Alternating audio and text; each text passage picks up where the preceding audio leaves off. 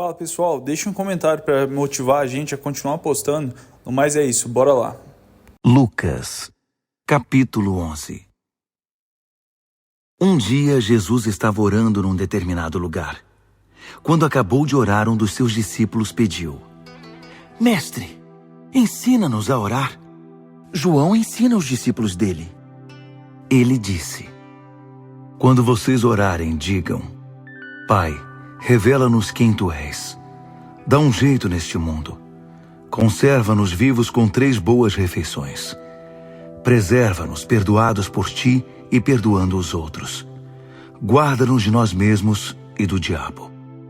Jesus acrescentou: Imaginem o que aconteceria se vocês fossem à casa de um amigo no meio da noite e pedissem: Amigo, empreste-me 3 pães.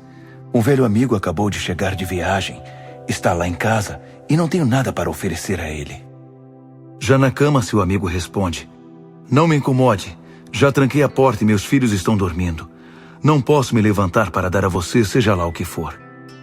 Digo a vocês, se ele não se levantar pela amizade, vai se levantar por causa da insistência e dar tudo o que o amigo está pedindo.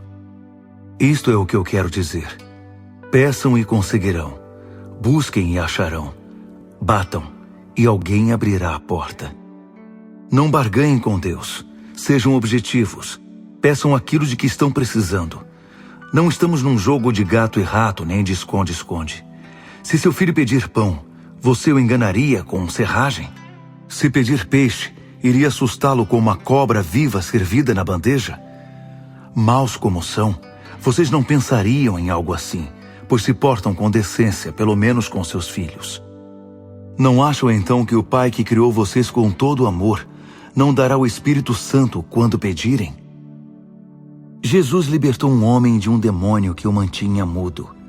O demônio se foi e o homem começou a falar sem parar, para espanto da multidão. Mas alguns dos presentes foram cínicos. Magia negra! Diziam. Não passa de um truque diabólico! Outros se mostravam céticos, esperando que Jesus desse provas de sua identidade divina com algum milagre espetacular. Jesus sabia o que eles estavam pensando e disse: Qualquer país em guerra civil prolongada acaba devastado. Uma família que vive brigando se desintegrará. Se Satanás expulsa Satanás, não irá se destruir?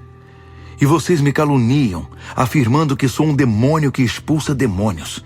A mesma calúnia não se aplica para os exorcistas de vocês?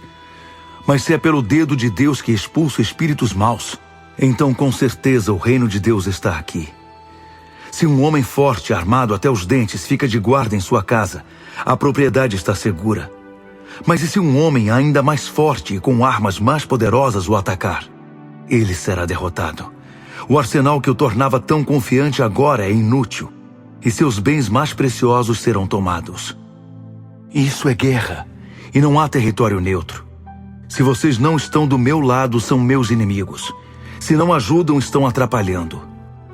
Quando é expulso de alguém, o espírito maligno vagueia pelo deserto procurando um oásis, uma alma distraída que possa atormentar. Se não encontra nada, diz consigo mesmo: vou retornar para minha antiga casa. Quando retorna, encontra a pessoa limpa, porém vazia. Então o espírito reúne outros 7 espíritos ainda piores, e todos se instalam ali. O estado da pessoa agora é pior do que antes. No meio da explicação, uma mulher ergueu a voz no meio do povo. Bendito é o ventre que carregou você, e os peitos que o amamentaram. Jesus comentou: Benditos mesmos são os que ouvem a palavra de Deus e aplicam à própria vida. Enquanto a multidão aumentava, Jesus mudou de assunto. O espírito desta época está errado. Todos querem uma prova, mas procuram um tipo errado de prova. Vocês procuram alguma coisa que satisfaça a curiosidade e são ávidos para ver milagres. Mas a única prova que terão é a de Jonas e dos ninivitas, que de fato nem se parece com uma prova. O Filho do Homem representa para esta geração o que Jonas representou para Nínive.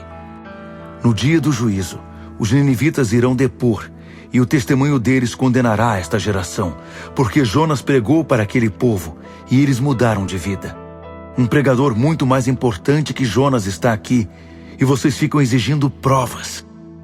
No dia do juízo, esta geração também será condenada pelo testemunho da rainha de Sabá, porque ela viajou dos confins da terra para ouvir o sábio Salomão. Uma sabedoria muito maior que a de Salomão está aqui, bem diante de vocês, e vocês querem provas. Ninguém acende uma lâmpada para escondê-la numa gaveta. Ela é fixada num lugar alto para que todos na sala possam vê-la. Os olhos de vocês são a lâmpada que ilumina todo o corpo. Se viverem na fé, seu corpo se encherá dessa luz.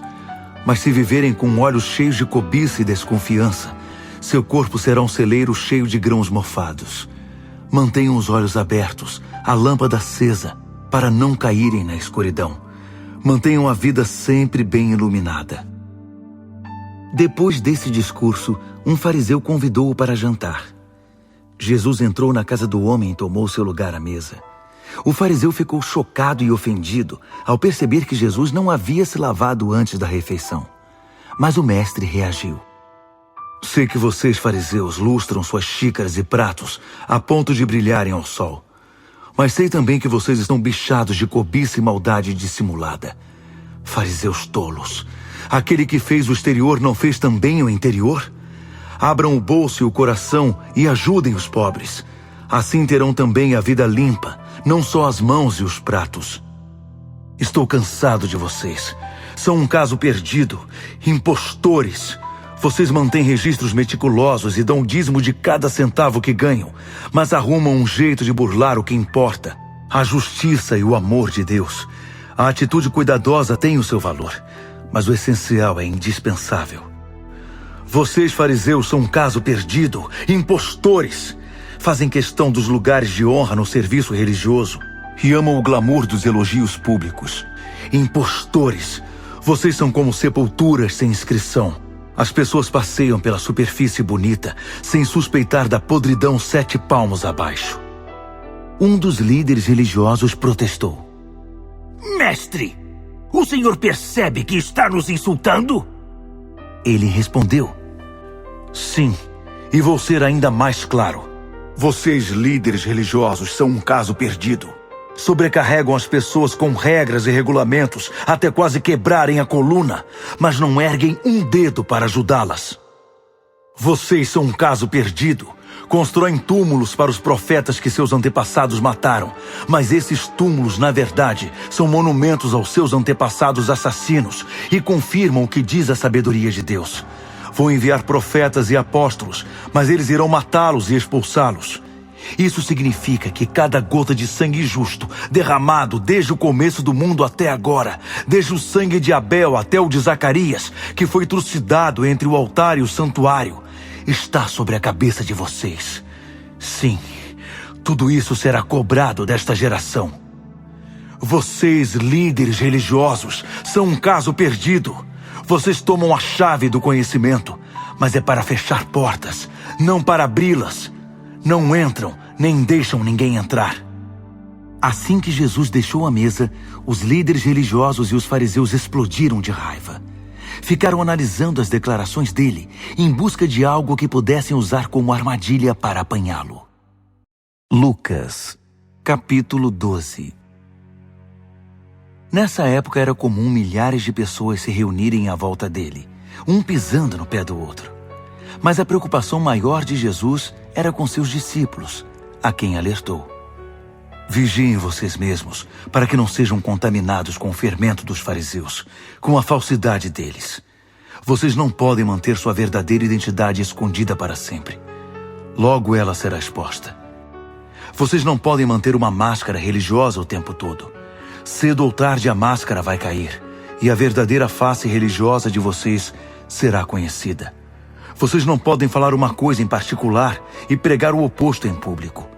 Chegará o dia em que a verdade será conhecida em toda a cidade. Falo a vocês como amigos queridos. Não permitam que as ameaças dos terroristas religiosos reduzam vocês ao silêncio ou a declarações fingidas. É claro que eles podem matá-los, mas o que mais poderão fazer? Nada do que façam poderá atingir a alma de vocês, a essência do seu ser. Tenham temor a Deus, que é quem conserva nas mãos a vida, corpo e alma. Quanto valem 2 ou 3 passarinhos? Não é muita coisa, mas Deus cuida de cada um deles. Pois saibam que Ele dá muito mais atenção a vocês, cuidando nos mínimos detalhes, a ponto de contar os fios de cabelo da cabeça de cada um. Por isso não fiquem preocupados com essas ameaças.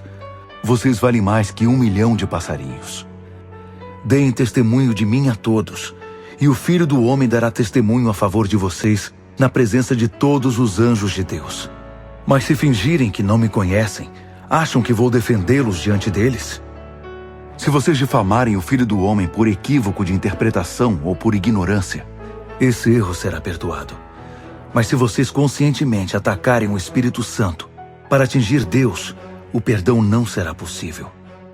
Quando vocês forem levados a todo tipo de tribunal, não se preocupem com nenhuma estratégia de defesa, ou seja, com o que dizer ou como falar na presença do juiz. As palavras certas surgirão na hora, por obra do Espírito Santo. Do meio da multidão, alguém pediu: Mestre, ordene ao meu irmão que me dê uma porção justa da herança da família. Jesus respondeu: O que o faz pensar que eu devo ser juiz ou mediador de vocês? Dirigindo-se ao povo, continuou: Tomem cuidado. Protejam-se de todo tipo de ganância. A vida não é definida pelas coisas que vocês têm. Em seguida, contou esta história. A fazenda de um homem rico produziu uma colheita extraordinária. Mas preocupado, ele falou consigo mesmo: E agora? Meu celeiro não é grande o bastante para guardar esta colheita. Então decidiu: Já sei o que vou fazer. Vou mandar derrubar meus celeiros e construir outros maiores. Guardarei ali toda a safra, e então direi a mim mesmo: Você fez bem. Acumulou o suficiente para se aposentar. Agora esqueça as preocupações e aproveite a vida. Deus então apareceu a ele e disse: Tolo, você vai morrer esta noite, e seu celeiro grande e abarrotado, para quem ficará? É isso que acontece quando você enche seu celeiro do próprio eu, não de Deus. O assunto continuou com os discípulos. Não fiquem aflitos com a comida que terão de pôr na mesa, ou se o guarda-roupa está fora de moda. Há muito mais coisas na vida que a comida que vai para o estômago. Há muito mais coisas para se ver que as roupas que vocês usam. Olhem para as aves, livres e desimpedidas. Não estão presas a nenhum emprego e vivem despreocupadas aos cuidados de Deus. E vocês valem para Ele muito mais que os passarinhos. Será que alguém consegue ficar 1 centímetro mais alto, preocupado diante do espelho? Se com preocupação não conseguimos nada, então por que se preocupar? Todo esse tempo e dinheiro gasto com moda, pensam que faz muita diferença? Em vez de correr atrás da moda, caminhem pelos campos e observem as flores silvestres. Elas não se enfeitam, nem compram. Mas vocês já viram formas e cores mais belas? Os 10 homens e mulheres da lista dos mais bem vestidos iriam parecer maltrapilhos comparados com as flores. Se Deus dá tanta atenção à aparência das flores do campo, e muitas delas nem mesmo são vistas, não acham que Ele irá cuidar de vocês, ter prazer em vocês e fazer o melhor por vocês? Quero convencê-los a relaxar, a não se preocuparem tanto em adquirir. Em vez disso, prefiram dar, correspondendo assim ao cuidado de Deus. Quem não conhece Deus e não sabe como Ele trabalha é que se prende a essas coisas. Mas vocês conhecem Deus e sabem como Ele trabalha. Orientem sua vida de acordo com a realidade, a iniciativa e a provisão de Deus. Não se preocupem com as perdas e descobrirão que todas as suas necessidades serão satisfeitas. Vocês são meus amigos queridos. O Pai quer dar seu reino a vocês. Sejam generosos, ajudem os pobres. Invistam no banco que jamais irá falir, aquela agência no céu a salvo de assaltantes e falsários, na qual vocês podem confiar. Saibam que o lugar que vocês mais desejam estar é perto do seu tesouro, e é lá que acabarão indo parar. Atenção, mantenham a luz acesa. Comportem-se como quem espera o patrão voltar da festa de casamento. Fiquem acordados e estejam prontos para abrir a porta quando ele chegar.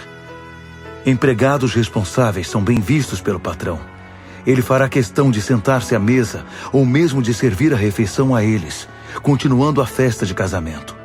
Não importa que hora da noite chegue, ele os encontrará acordados, e como serão abençoados.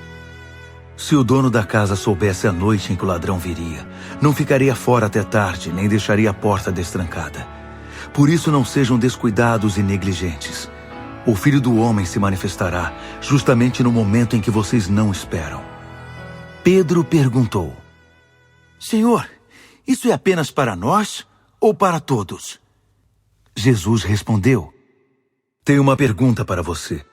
Quem é o administrador confiável e sábio, incumbido pelo patrão, de alimentar seus trabalhadores na hora certa? É aquele que o patrão encontra fazendo o seu trabalho quando regressa. É um homem abençoado. Mas se o administrador disser para si mesmo: o patrão está demorando, e começar a maltratar os outros empregados e a passar o tempo farreando com os amigos, a chegada do patrão será uma triste surpresa para ele. Perderá o cargo e seu destino será o pior possível. O empregado que conhece a vontade do patrão, mas deliberadamente a ignora ou faz apenas o que quer, será castigado. Mas o trabalho mal feito por inexperiência ficará só na repreensão. Posição importante implica maior responsabilidade. Quanto maior o mérito, maior a responsabilidade. Eu vim para acender fogo sobre a terra, e como queria que já estivesse aceso. Vim para mudar tudo, para acertar tudo, e como queria que tudo já estivesse concluído. Acham que vim para facilitar as coisas e deixar o ambiente agradável? Nada disso. Vim causar conflito e confronto. De agora em diante, numa casa com 5 pessoas será assim: 3 contra 2 e 2 contra 3. Pai contra filho e filho contra pai. Mãe contra filha e filha contra mãe. Sogra contra nora e nora contra sogra. Dirigindo-se à multidão, Jesus disse: Quando nuvens surgem do oeste, vocês logo pensam com razão: vem uma tempestade aí. Quando o vento vem do sul, vocês dizem acertadamente: vai fazer calor. Portanto, não tentem me enganar. Vocês sabem quando o tempo vai mudar. Por isso não venham me dizer que não percebem a mudança no tempo de Deus, a nova estação que Ele inaugura. Não é preciso ser gênio para entender essas coisas. Basta usar o bom senso, o mesmo que vocês usam quando tentam um acordo com um acusador, ao perceber que, se o caso for ao juiz, vocês correm o risco de ir para a cadeia ou pagar uma multa pesada. É o tipo de decisão que espero de vocês. Lucas, capítulo 13. Foi nessa ocasião que vieram contar a ele sobre os galileus que Pilatos matou durante um culto, misturando o sangue deles com o dos sacrifícios. Jesus comentou: Vocês acham que esses galileus assassinados eram piores que o restante dos galileus? De modo algum. E a não ser que vocês se voltem para Deus, irão morrer também. Outro dia em Jerusalém, 18 homens morreram esmagados quando a torre de Siloé desabou sobre eles. Acham que eles eram os piores cidadãos entre todos os habitantes da cidade? De modo algum. E a não ser que vocês se voltem para Deus, irão morrer também. Em seguida, Jesus contou-lhes esta história. Um homem tinha uma figueira plantada em sua propriedade, mas na época de figos não havia um fruto sequer. Ele disse ao agricultor: O que está acontecendo? Há 3 anos tento colher figos desta árvore e nada. É melhor cortar. Por que desperdiçar terra boa? O homem lhe pediu: Vamos dar a ela mais 1 ano. Vou cavar ao redor e jogar adubo. Talvez comece a produzir no ano que vem. Se não der nada, vamos cortá-la. Jesus estava ensinando numa sinagoga. Havia ali uma mulher tão encurvada pela artrite que não podia sequer olhar para cima. Ela era afligida por aquela doença havia 18 anos. E Jesus disse a ela: Mulher, você está livre. Impôs as mãos sobre ela e ela ficou boa na hora, dando glória a Deus. Furioso por ver Jesus curar num sábado, o líder da sinagoga disse à congregação: 6 dias foram estabelecidos como dias de trabalho. Venham num desses dias para ser curados, mas não no sábado, o 7º dia. Jesus reagiu: Chega de enganar o povo. Todo sábado vocês tiram seus animais do estábulo e os levam para beber água, sem se preocupar com o dia. Então, onde está o erro de libertar hoje esta filha de Abraão amarrada por Satanás há 18 anos? Com essa resposta, seus críticos ficaram envergonhados e perdidos. Mas o povo era só alegria e não parava de comemorar. Jesus disse em seguida: Como posso explicar o reino de Deus para vocês? Que ilustração posso utilizar? É como a semente que um homem planta no quintal. Ela cresce e se torna uma árvore imensa com galhos grossos, e as aves fazem ninhos ali. Ele deu outro exemplo. Como posso explicar o reino de Deus? É como o fermento que uma mulher usa para fazer pão. Depois só espera a massa crescer. Ele ensinava de cidade em cidade, mas não se desviava do objetivo principal de sua jornada, que era Jerusalém. Alguém perguntou: Mestre, é certo que só uns poucos serão salvos? Ele respondeu: Se são poucos ou muitos não é o mais importante. Concentre-se em sua vida com Deus. O caminho para a vida, para Deus, exige dedicação total. Muitos pensam que tem lugar garantido no banquete da salvação de Deus só pelo fato de morar no mesmo bairro. Um dia vocês vão bater a porta da casa dele, querendo entrar, mas a encontrarão fechada. E o Senhor dirá: Sinto muito, vocês não estão na minha lista de convidados. Vocês protestarão, é claro, mas nós te conhecemos a vida inteira. Ele nem vai deixá-los terminar. O que vocês acham que é conhecer está longe disso. Vocês não sabem nada a meu respeito. Então vocês se verão do lado de fora, ao relento, estranhos em relação à graça. Abraão, Isaque, Jacó e todos os profetas passarão na frente de vocês em direção ao reino de Deus. Vocês verão estrangeiros vindos de todas as partes do mundo, sentados à mesa do reino de Deus, enquanto vocês vão estar do lado de fora espiando pela janela, tentando descobrir o que aconteceu. Esta é a grande inversão. Os últimos da fila à frente dos primeiros, e os que eram os primeiros ficando por último. Alguns fariseus vieram avisá-lo. Salve sua vida! Herodes está à sua caça. Ele quer matá-lo. Jesus respondeu: Digam àquela raposa que não tenho tempo para ele agora. Hoje e amanhã estarei ocupado expulsando demônios e curando doentes. Depois de amanhã concluo meu trabalho. Além disso, não é adequado a um profeta morrer fora de Jerusalém. Jerusalém, Jerusalém, assassina de profetas, que agride os mensageiros de Deus. Quantas vezes desejei reunir seus filhos como faz a galinha, que mantém seus pintinhos a salvo debaixo das asas. Mas você se recusou e me virou as costas. Agora é tarde demais. Você não vai me ver outra vez, até o dia em que disser: Bendito é ele que vem em nome de Deus. Encerramos aqui nossa leitura de hoje. Obrigado por ficar até o final.